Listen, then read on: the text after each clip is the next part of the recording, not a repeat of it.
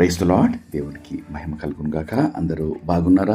ఈరోజు దేవుడు మనకిచ్చిన వాగ్దానము రండి కలిసి ధ్యానించుకుందాం.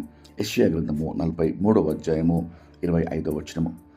నేనే నా చిత్తానుసారంగా నీ అతిక్రమములను తుడిచివేయుచున్నాను, నేను నీ పాపములను జ్ఞాపకము చేసుకొనను.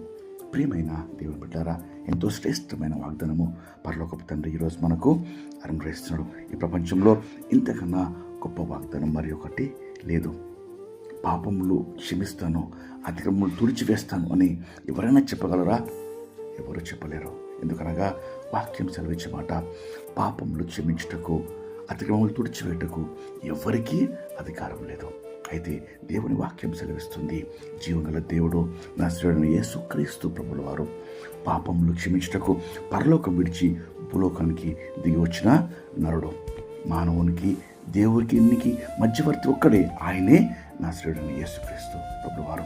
అయితే వాక్యం సెలవిచ్చే మాట, మనము ఎంత పాపమైన ఎటువంటి దోషంలో అతిక్రమంలో చిక్కుని ఉన్న యేసు రక్తంలో పాపక్షమాపణ కోరినప్పుడు, ప్రభువా నా పాపములు క్షమించు, రక్తంలో నన్ను శుద్ధీకరించు అని ప్రార్థన చేసినప్పుడు, మనవి చేసినప్పుడు ఆయన ప్రతి పాపము క్షమించుటకు సిద్ధంగా ఉన్నాడు.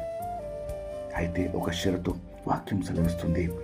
1 యోహాను పత్రిక 1వ అధ్యాయం 9వ వచనంలో, మన పాపములు మనము ఒప్పుకొని ఎడల ఆయన నమ్మదగినవాడు, నీతిమంతుడు, కాబట్టి ప్రతి పాపము దుర్నీతి మనలను క్షమించి పవిత్రులుగా చేయను. మనము ఒప్పుకొనని ఏ పాపం కూడా ఆయన క్షమించడం.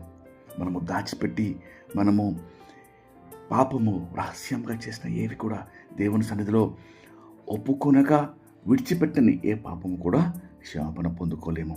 కాబట్టి ప్రియ దేవుని బిడ్డలారా, ఈరోజు దేవుని సన్నిధిలో యథార్థంగా ఆయనకు సమస్తము ఎరిగినవాడు కాబట్టి మన పాపంలో ఆయన సన్నిధిలో ఒప్పుకొని, మన దోషంలో, మన మాటల ద్వారా, మన క్రియల ద్వారా, మన తలంపులు, మన ఆలోచనలు, మన నడవడి ద్వారా చేసే ప్రతి పాపము దేవుని సన్నిధిలో ఒప్పుకొని వాటిని విడిచిపెట్టి దేవుని కృపను కోరుకుంటకు, పరిశుద్ధపరచబడ్డకు రండి కలిసి ప్రార్థన చేసుకుందాం. ప్రార్థన. మహాపరిశుద్ధమైన మా ప్రియమైన పరలోకపు తండ్రి, ఈ దినమందు ప్రార్థనలో ఏకీభవించి పాపక్షమాపణ కొరకు ప్రార్థిస్తున్న ప్రతి ఒక్కరి పాపములు, దోషములు, అతిక్రమము క్షమించమని వేడుకొచ్చుమయ్యా. ఎవరినో ప్రభా తమను తాము మోసపుచ్చుకొనకుండా, మాలో ఏ పాపము లేదు, మేము నీతిమంతులమని తండ్రి తమను తానయ్యా మోసంలో జీవించకుండా ప్రభా, దినమందు ప్రభా యథార్థ హృదయంతో తమ హృదయాలు మీ సన్నిధిలో కుమ్మరించి క్షమాపణ పొంది నిత్య జీవానికి వారసులు ఒకటి కృప దయచేయమని నీకే మహిమ చెల్లిస్తూ యేసుక్రీస్తు నామంలో వేడుకొని ప్రార్థిస్తున్నాం తండ్రి. ఆమేన్. దేవుడు మిమ్మల్ని దీవించును గాక.